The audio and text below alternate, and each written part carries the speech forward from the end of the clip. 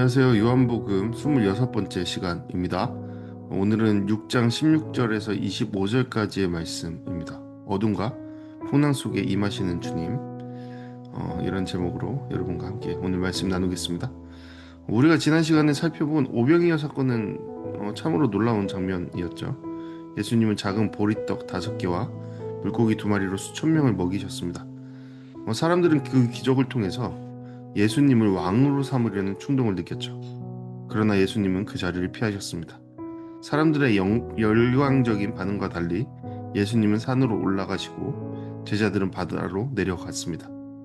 요한복음은 이 지점에서 예수님의 또 다른 모습을 우리에게 보여주려고 하고 있습니다. 바로 고난과 두려움의 한가운데로 다가오시는 임마누엘, 우리 함께 하시는 하나님의 진리를 드러내시는 그러한 모습입니다. 이러한 내용을 함께 살펴보시겠습니다.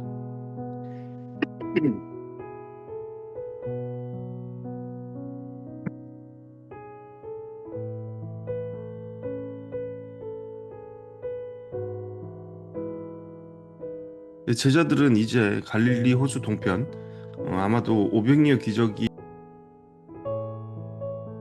제자들은 이제 갈릴리 호수 동편, 아마도 오병이어 기적이 일어났던 산 아래에서 배를 타고 가버나움으로 북서쪽에 있는 가버나움으로 돌아가려 했습니다. 시간은 저녁이었습니다. 요한은 여기에서 날은 이미 어두워졌고라고 반복적으로 언급하고 있습니다. 이 어둠은 단순한 시간의 묘사일 수도 있습니다. 하지만 복음서 안에서는 어둠은 종종 영적 혼돈과 불안을 상징하고 있습니다. 이 두 가지를 함께 염두해 두고 이 말씀을 묵상해 가면 좋겠습니다. 예수님은 아직 그들과 함께 계시지 않았습니다. 바로 그 사실이 제자들의 여정에 무게를 더했습니다.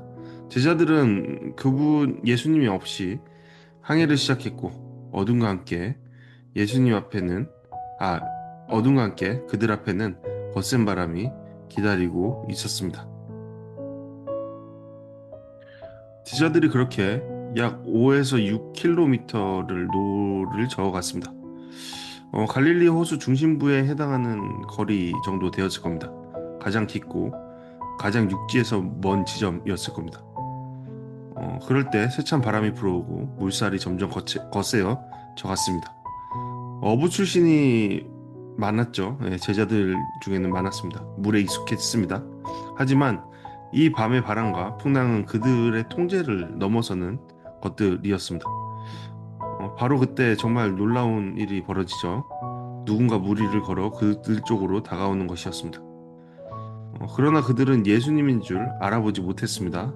매우 흥미로운 장면이죠. 왜냐하면 마태복음 8장에서 이미 예수님이 바다와 바람을 잔잔하게 하시는 장면을 경험한 제자들이었기 때문입니다. 그러니까 우리의 배움은 반복적으로 일어난다라고 볼 수 있습니다. 그리고 그 배움 속에 우리는 무엇을 배워가는지, 무엇을 통해서 우리는 변화되어 가는지를 생각해 봐야 합니다. 그럼에도 불구하고 제자들은 예수님의 나타나심 앞에 두려움에 사로잡히죠. 단순히 놀랐다라기보다는 그들에게 다가오시는 존재가 신적이고 초월적인 존재로 느껴졌기 때문에 두려워했던 것이었습니다. 있는 그들에게 예수님께서 말씀하셨죠. 나다, 두려워하지 말라. 이 짧은 문장은 매우 강렬합니다. 에고 에임이 곧 나는 누구이다 라는 그러한 요한복음에서 계속 드러나는 것인데, 예수님께서 말씀하신 나다라는 표현은 마치 출애굽기 3장 14절에서 하나님이 모세에게 말씀하신 이름 나는 스스로 있는 자다와 같은 표현이라고 볼 수 있습니다. 예수님은 자신이 누구인지 그리고 왜 두려워하지 말아야 하는지를 명확히 보여주고 있는 것이죠. 내가 여기 있다. 내가 너희와 함께 있다. 이 말씀은 풍랑보다도 더 큰 위로와 권세를 제자들에게 전하는 겁니다. 이 선언은 하나님의 자기 계시로서 위기의 순간에 믿음의 초점을 새롭게 맞추게 하는 선포라고 볼 수 있습니다. 곧 물 위에 있는 이 모든 상황을 통제하는 나를 바라봐라. 내가 너희와 함께 한다. 그러니 두려워하지 말라라는 주님의 선언이라고 우리는 볼 수 있는 것이죠. 이제 예수님은 배에 오르십니다. 놀랍게도 배는 곧바로 목적지인 가버나움에 도착합니다. 우리가 아는 바 앞서 예수님과 제자들이 만난 곳은 한가운데, 예, 바다 한가운데였습니다. 그런데 물리적 거리로 보면 굉장히 빠르게 곧장 가버나움에 도착하게 된다라는 것을 보게 됩니다. 이것은 시간의 생략으로 볼 수 있지만 많은 학자들은 이것을 또 하나의 기적으로 해석하고 있습니다.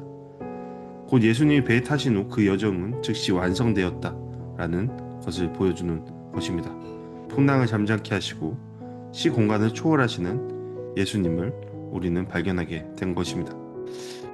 성도들은 예수님과 함께할 때 비로소 온전한 방향성과 종착지를 갖게 됨을 상징하는 장면이라고 볼 수 있는 것이죠. 한편 다음 날이 되자 갈릴리 호수 건너편에 남아있던 군중은 무리들은 혼란에 빠집니다. 예수님도 제자들도 모두 사라졌기 때문이죠. 디베리아에서 배들이 도착하고 사람들은 배를 타고 예수님을 찾아 가버나움으로 갑니다. 그들의 관심은 여전히 예수님의 존재 자체라기보다는 그가 또 어떤 기적을 베풀어 줄 수 있는지에 집중되어 있었습니다.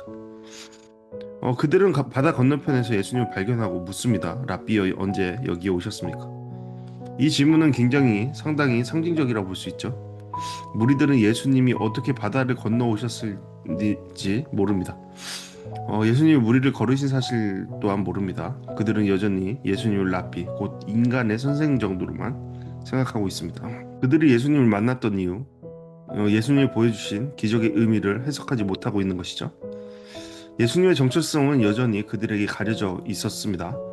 반면 제자들은 이제 무리를 걸으시는 주님, 그 위에서 나다라고 선언하신 예수님의 신성을, 초월성을 조금씩 인식하게 됩니다. 비록 아직 완전한 이해는 아니지만 그들은 예수님의 초월성과 임재를 두려움 속에서도 체험하게 된 것입니다.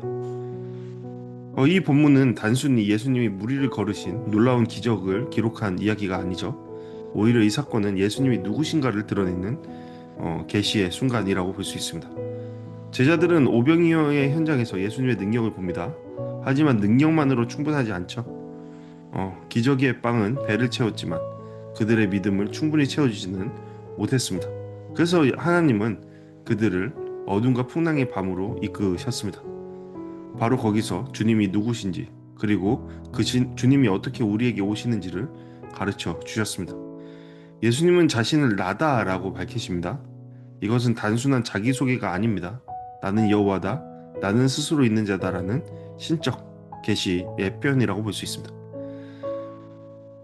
예수님은 제자들의 공포 한가운데로 걸어오십니다. 두려움의 중심으로, 절망의 현장으로, 고립된 인생의 배로 다가오십니다.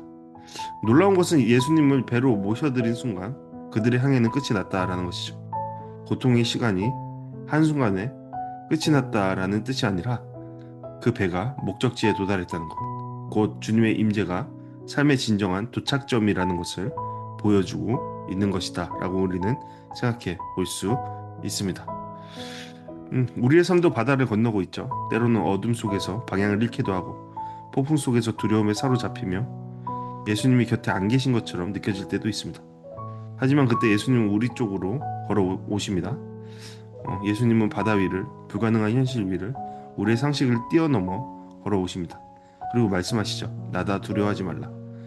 우리는 이 말씀 앞에 응답해야 합니다. 무리를 따라 기적만 쫓는 자로 남을 것인지, 아니면 배 안에서 예수님을 기꺼이 모시는 제자의 길을 선택할 것인지 말입니다. 믿음은 기적을 보고 감탄하는 것이 아닙니다. 어둠 속에서 주님의 현존을 인식하고 예수님을 나의 삶으로 모셔드리는 고백의 결단입니다.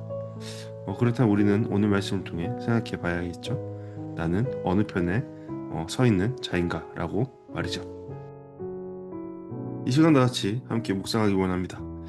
지금 나의 삶에는 예수님이 아직 오시지 않는 것처럼 느껴지는 순간이 있습니까? 17절은 예수님께서 아직 그들이 있는 곳으로 오시지 않았다라고 말합니다. 제자들은 예수님 없이 배에 올라탔고 어둠 속에서 노를 저으며 폭풍을 맞이했습니다. 우리 또한 종종 그런 때를 지나가죠. 기도해도 응답이 없고 하나님의 임재가 느껴지지 않는 때가 있습니다.